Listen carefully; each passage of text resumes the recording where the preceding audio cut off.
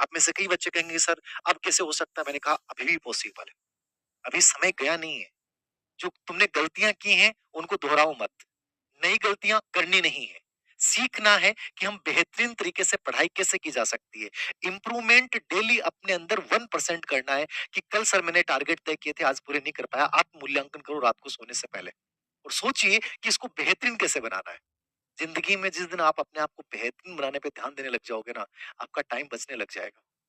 Best routine के लिए 2-3 tips दे रहा हूँ, इसको फॉलो कीजिएगा। मॉर्निंग सेशन, यदि आप लेट नाइट पढ़ते हैं कोई बात नहीं है। कोशिश कीजिए कि दोपहर के 12 बजने से पहले 5 घंटे आप निकाल लो सेल्फ स्टडी के लिए।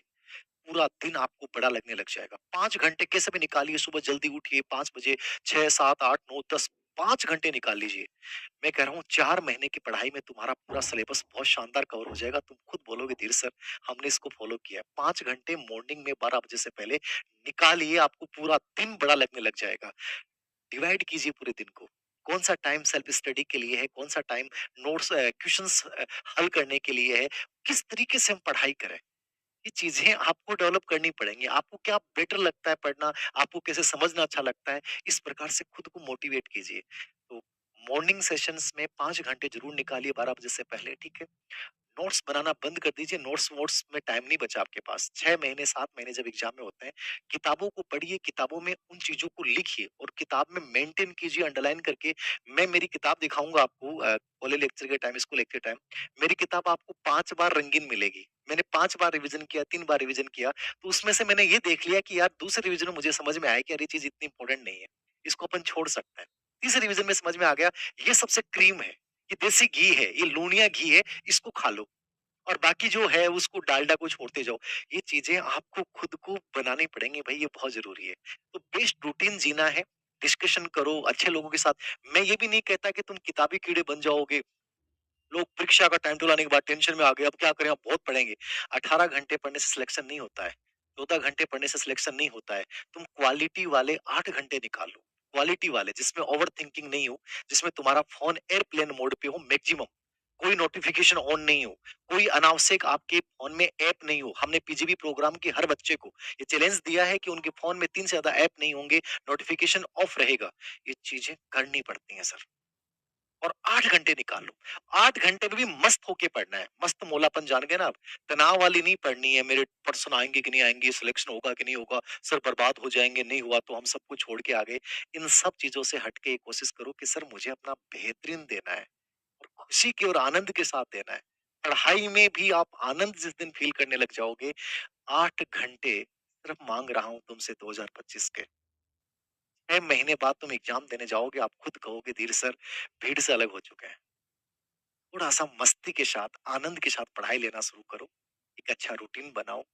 पीवाईक्यू हर टॉपिक के बाद हल करो, ठीक है? अच्छे ग्रुप बनाओ। हमेशा अपने से उच्चतर दोस्त बनाओ। निमंतर मत बनाओ, ना बराबरी का बनाओ। अपने से थोड़ा ठीक हो, जिसको देखकर प्रेरणा मिले कि यार ये अच्छा पढ़ रहा है। ऐसे लोगों से दूर रहो जो आपको भटकाते हैं, जो आपको कहेंगे अरे कुछ नहीं है यार, ऐसे हो जाएगा, थोड़ा जी लें।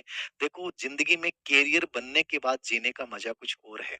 मैं नहीं कहता कि अभी मत जियो, आपका मन करता है बहुत अच्छी पढ़ाई हो गई, 15 दिन से आप 1 दिन घूम के आ जाओ, दोस्तों के साथ बैठ लिए, हँसी-मज़ाक कर लिए, करिए।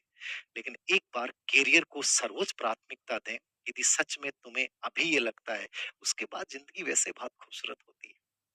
एक बेस्ट रूटीन आपको जीना चाहिए। अ, ग्रेड फेस्ट वाले बच्चों के लिए स्पेशली मैं बोलूँगा, फेस्ट पेपर का रोल बहुत बड़ा हो गया है।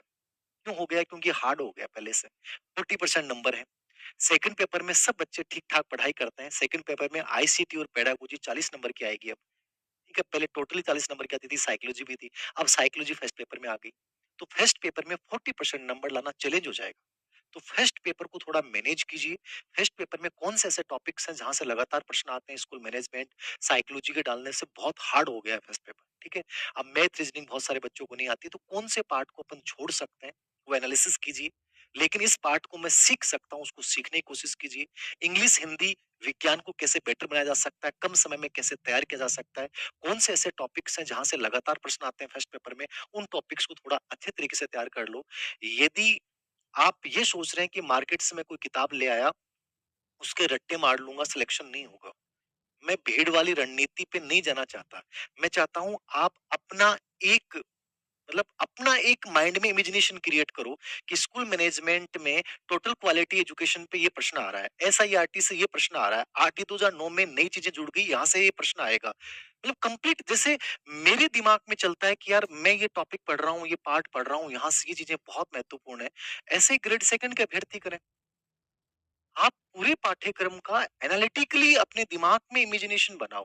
आपके रूम में वो चीजें होनी चाहिए कि मुझे देना है। अनावश्यक चीजें हटा हटा दीजिए। कंटेंट 2 किताबें नहीं पढ़नी, 1 किताब पढ़नी है, उसी को बेहतरीन तरीके से पढ़ना है। तो सीमितता पे ध्यान दीजिए। जितनी चीजें आपके पास सीमित होंगी उतने ही बेहतरीन चांस हो जाएंगे आपके सिलेक्शन के। जितनी आप सावधानी रखोगे चीजों को चुनने में, उतने ही चांस हो जाएंगे आपके आगे बढ़ने के। जितने आप विजिलेंट होंगे, विजिलेंट मतलब एक सतर्कता, एक प्रकार से कि मेरे लिए क्या चीज एकदम सही है, कौन सी चीजें जो मेरा टाइम वेस्ट कर रही हैं, कौन सी चीजें हैं जहां से मेरे को प्रोडक्टिविटी मिल रही है, उन चीजों को अपनी लाइफ में लेके आइए। थोड़े से सेलेक्टिव बन जाइए। हर चीज, हर उद्दीपक आपके काम का नहीं होता, हर रिश्ता आपके काम का नहीं होता है, हर किताब आपके काम की नहीं होती है, हर ग्रुप आपके काम का नहीं होता है, हर ऐप आपका काम का नहीं होता है। सिलेक्टिव बनिए कि ये चीजें हैं जो मेरी लाइफ को चेंज कर सकती हैं, मुझे केवल उनके इर्द गिर्द घूमना है, बाकी चीजों को मुझे छोड़ देना है। मेरे अकॉर्डिंग यदि मेरी इनमें से 5 बातें, 4 बातें तुम्हारे समझ में आ गई, तो मैं तो ये कहूंगा कि ये 6 महीने तुम्हारी जिंदगी बदल सकता है। कंपटीशन बहुत आसान रहेगा ग्रेड फेस्ट का, यदि पोस्ट कम है फिर भी, क्योंकि लगभग बच्चों का सिलेबस ही कवर नहीं है। लगभग बच्चे फर्स्ट पेपर में बाहर हो जाएंगे। लगभग बच्चे डिमोलाइज हो चुके हैं कि इतनी कम पोस्टों में इतनी जल्दी एग्जाम हो रही है, पॉसिबल ही नहीं होगा। मेरा निवेदन है आप लोगों से, एक बार अपने ऊपर विश्वास करके फिर से खड़े हो जाइए, ठीक है? एक वर्ड मैंने